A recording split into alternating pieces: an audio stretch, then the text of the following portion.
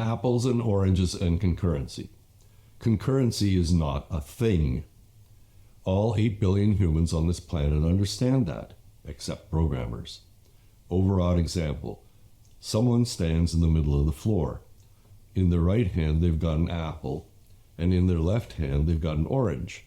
Most people would say, okay, I get that, but not programmers. Programmers say, that's not a human. That's some kind of god. That god has a third hand growing out of the top of their head. They've got an apple and an orange, and in their middle hand, they've got a salt shaker. They've taken out a Sharpie marker and crossed out the word salt, and written in the word threads. When the god shakes the thread shaker instead of salt, out come woo particles of an element called concurrency. This element does not appear on any periodic table. If we take away the thread shaker, the apple and the orange are no longer distinct. They become an appange that can be held only in one hand, say the left hand.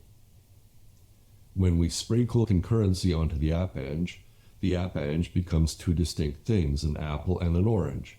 Without the sprinkles, it's only one thing. So what's the point?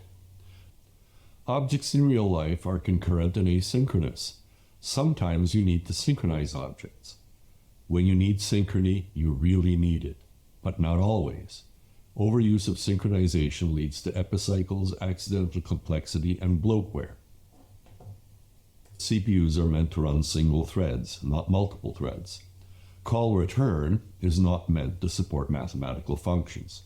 Mathematical functions are meant to be instantaneous.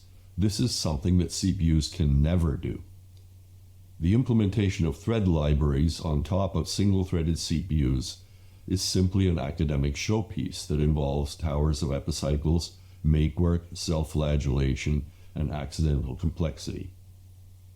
The existence of thread libraries does not produce a useful result. The fact that something can be done is quite different from the notion of whether it should be done. All that we need to do is to run single programs on single CPUs, and then join them together by pairs of one-way wires. The notation we're using to talk about applications was based in the 1950s, when everything looked like it needed to be run on a single CPU.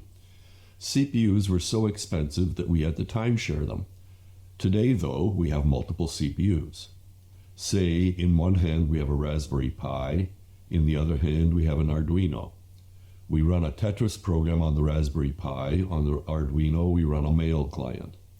The questions to ask are these two applications thread safe? Can they share memory? The answer to the first question is, of course they're thread safe.